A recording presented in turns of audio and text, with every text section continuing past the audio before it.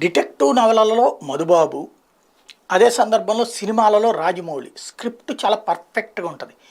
ఊహకందని వేగంతో ఒక్కసారిగా పైకి ఎగసిన షాడో రెండు కాళ్ళు పైకెత్తి గుద్దేటప్పటికి బెత్తరపోయినటువంటి విలన్ అంత దూరం పరిగెత్తి పడిపోయి ఎగిరి పడ్డాడు అన్నటువంటి తరహాలో ఒక బిగువుతో కూడినటువంటి కథ ఉంటుంది అందులో.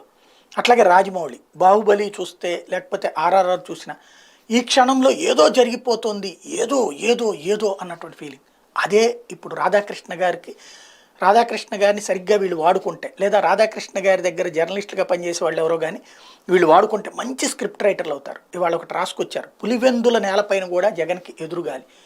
అక్కడికి వచ్చినటువంటి వాళ్ళందరూ కూడా జగన్ని ఏందన్నా నువ్వు మాకేం చేసి పెట్టావంటే ఈ 10 ఏళ్లలో నీతో ఉండి ఏం ప్రయోజనం, తెలుగుదేశం అక్కడ బీటెక్ రవి గెలిచేయబోతున్నాడన్న, అతను అనవసరంగా జైల్లో పెట్టించేసావన్నా ఇట్లా చెప్పేసేసి జగన్ని వాళ్ళందరూ వ్యతిరేకించేశారట. పులివెందులో మన పని అయిపోయిందన్నా అని చెప్పేశారట. వినేవాడు వెర్రోడైతే చెప్పేవాడే రాధాకృష్ణ అని ఏమైనా చెప్తాడు ఆయన. కాకపోతే చక్కటి బిగువుతో కూడినటువంటి వార్తలు మాత్రం రాస్తారు. మొన్నటిదాకా అసలు చంద్రబాబు నాయుడు తప్పి ఇంకెవరిని గెలిపిస్తామని ఆంధ్ర ప్రజలందరూ ఫీల్ అవుతున్నారు. 2019 ముందు రాసుకొచ్చారు. కాకపోతే పాపం ఆయన స్క్రిప్టు జనం దగ్గరికి ఎక్కువగా చదవలేదు. ఈ దఫా చదువుతున్నారు కాబట్టి చంద్రబాబుని అధికారంలోకి తీసుకురావాలంటే జగన్ని గద్దె దించితే చాలు, అదే అధికారంలోకి ఆయనే వచ్చి తల్లే చంద్రబాబు అని ప్రయత్నిస్తున్నారు. అందులో భాగంగా ఆర్కే గారు ఇస్తున్నటువంటి స్క్రిప్ట్ మాత్రం స్క్రీన్ ప్లే అదిరిపోతుంది.